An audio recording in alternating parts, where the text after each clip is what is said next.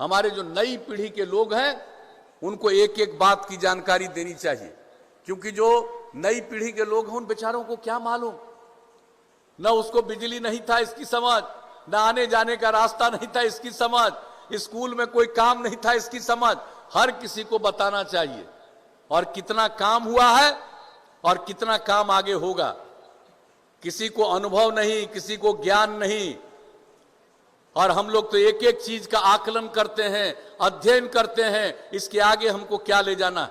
आप जरा सोच लीजिए, कितनी बड़ी आबादी का राज, और हम लोग एक एक चीज पर सोचते हैं। प्रजनन दर इतना ज्यादा, जब हम लोगों को काम करने का मौका मिला प्रजनन दर 4.3 घट के 3.2 पर आया है। और यह प्रजनन दर कैसे खत्म होगा?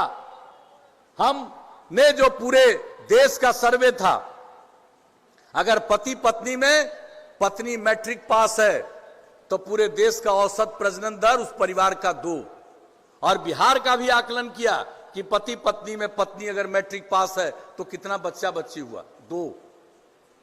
और अगर मैट्रिक के आगे इंटर पास है तो पूरे देश का जो सर्वे था उसके हिसाब से पति पत्नी में अगर पत्नी इंटर पास है तो प्रजनन दर 1.7, और जो बिहार का करवाया कि पति पत्नी में अगर पत्नी इंटर पास है तो यहां का प्रजनन दर उससे भी कम 1.6। इसी में यूरेका की भावना मेरे मन में आई और हमने तय किया हर एक ग्राम पंचायत में उच्च माध्यमिक विद्यालय बना देंगे, ताकि हमारी सब लड़कियां कम से कम 12वीं कक्षा तक पढ़ लेगी, और जब पढ़ लेगी तो ये प्रजनन दर नीचे जाएगा। तो साहब एक एक चीज के लिए किसी को चिंता है, 8-8, 9-9 बच्चा बच्ची पैदा करता रहता है, क्या मालूम है किसी को? बेटी पर भरोसा ही नहीं, कई बेटियां हो गई तब बेटा हुआ। और आप सोच लीजिए कैसा बिहार बनाना चाहते हैं, ऐसा ही बिहार बनाना चाहते हैं। अगर यही लोगों का आदर्श है तो समझ लीजिए बिहार का क्या बुरा हाल होगा। कोई पूछने वाला नहीं रहेगा, सब का सब बर्बाद हो जाएगा। इसलिए हम तो आपके बीच में आए हैं कि हम लोग तो एक एक चीज को देखते हैं, एक एक चीज का अध्ययन करते हैं और क्या होना चाहिए इसको सोचते हैं, सबको बताते हैं और किसी की उपेक्षा नहीं करते। मेरे खिलाफ चाहे जो बोले, हम किसी की उपेक्षा नहीं करते।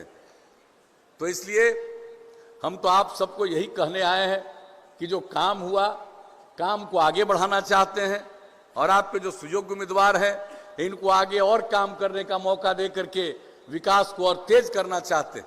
तो आप सबसे तो यही अपील है कि भारी मतों से विजयी बनाइए और तीर छाप के बगल का बटन दबा करके जिताइएगा। तो क्या उम्मीद करके जाएं भाई? उमेश जी को, उमेश सिंह कुशवाहा जी को जिताइएगा ना? हाथ उठा के बताइए।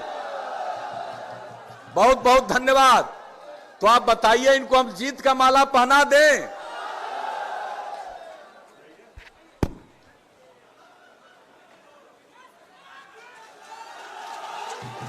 और आपके आशीर्वाद से हम महेंद्र राम जी को भी, जो राजा पाकड़ के उम्मीदवार हैं, यहां आए हुए हैं, आपकी इजाजत हो इनको भी हम जीत का माला पहना दें? बताइए।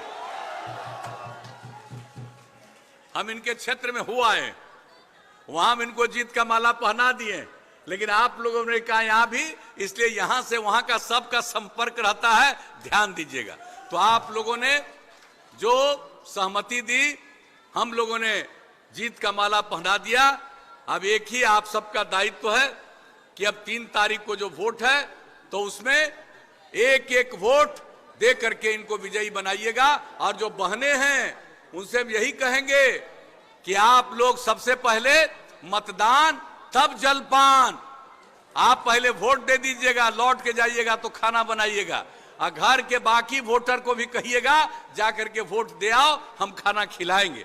तो इस तरह से भारी संख्या में मतदान होगा, सब लोग विजयी बनाएंगे और समाज आगे बढ़ेगा, राज्य आगे बढ़ेगा और देश की प्रगति में अपना योगदान करेगा।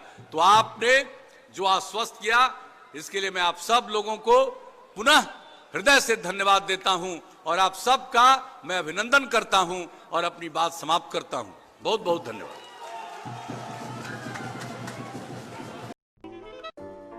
अगर आपको हमारा वीडियो पसंद आया हो तो इसे लाइक करें, सब्सक्राइब करें और साथ ही बेल आइकन दबाना ना भूलें।